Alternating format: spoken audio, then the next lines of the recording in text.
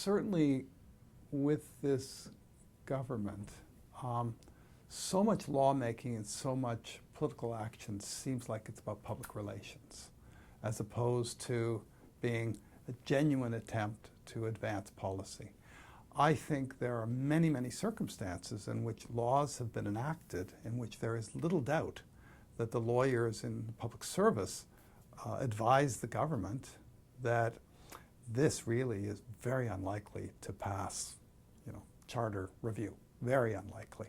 Now, lawyers being lawyers will very rarely say, there is no way under any circumstances we'll ever get past the courts, in a charter challenge of any kind. But I am no doubt they have often said, it is very unlikely, and this seems very problematic given the charter, given how the charter has been interpreted by the courts. And we know that there was a lawyer who worked for the government who really came forward and said, this has been a real problem. The government is in effect ignoring our advice all the time.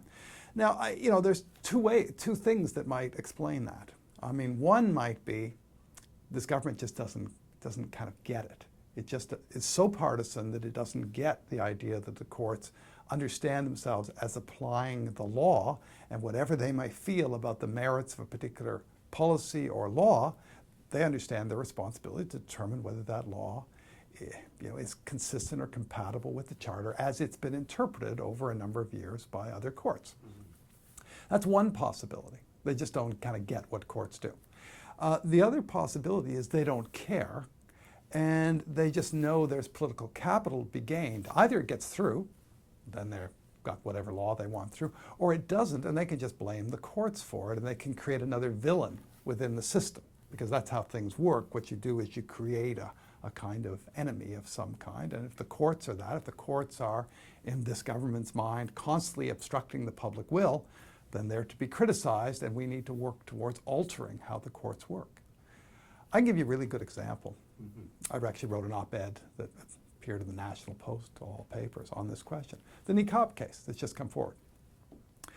Now, lots of people think that the issue about the whether a woman can wear a niqab when taking the citizenship oath, think it's a matter of religious freedom. They think that's what the issue is. Now, that could be the issue, and it is in fact a background issue. But in fact, the issue that the courts had to consider was a very simple and far less interesting issue. And it was this. The current regulations are kind of a secondary form of law, but it's law, and passed through a certain process. The regulations provide that citizenship court judges are, now I've forgotten the exact wording, but they are to accommodate somebody's religious practices, if they reasonably can do so in this process. So that's what the law says. The minister, then Jason Kenney, issued an order that basically said no woman should be allowed to wear a niqab at a citizenship hearing. Now the problem was this, that his order is not law. He's a minister. He has acted in accordance with law, but his order, just a statement, issued from his office that's sent to citizenship court judges and so on, is not law. But as a kind of ministerial order of sorts, it was incompatible with this regulation which says citizenship court judges have discretion. They should make this judgment. So all the court said was, this order is invalid. This order is ineffective because it's contrary to the existing law. None of that is to say that the government could not change the law. The government could, in fact, change the law and say, yeah, nobody can take the citizenship oath without with their face covered. If they did that, then we would have a different issue that would come before the courts, and it would be the charter issue, and that is, does freedom of religion give somebody the right to take the citizenship oath with their face covered, if that's understood to be a religious practice and if there are no significant countervailing interests at stake here. But the government has sort of misled people about what the actual issue is in this case. They keep appealing it, and there is no question, in fact we know this to be true, that the lawyers in the government all advised them that they would lose this case. But they don't care about that because, as we've seen in this election, when the Federal Court of Appeal decided very quickly and said, no, we're rejecting your appeal. There is no ground for your appeal from the trial court judge. That the government probably improved its standing among certain element of the public, because people didn't actually know what the issue was and just assumed it was, the courts deciding that, women should be able to cover their face. And it wasn't that. That was not actually the legal issue before the court.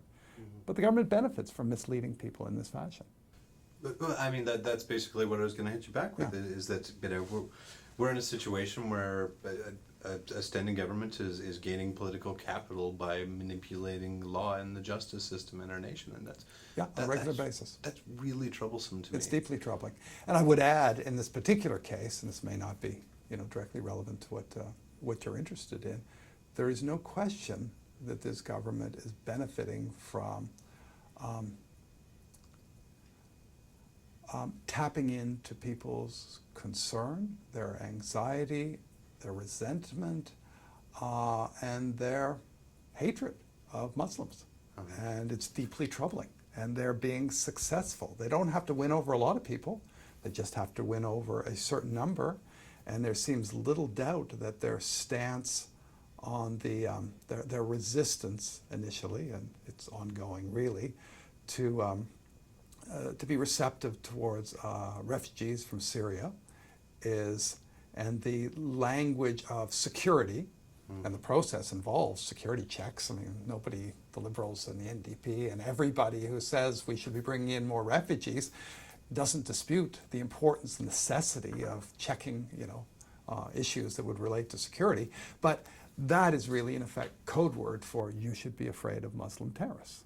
And that's deeply disturbing, and they have benefited from that kind of thing. And it's the same with the Niqab issue. They're tapping into the resentment that so many people tragically seem to have towards the Muslim community, and blurring this idea by making it always sound like Islam itself is a religion of violence, a dangerous religion, and suggesting that anybody who engages in these sorts of practices must therefore be not just strongly committed to their faith, but an extremist in a different sense.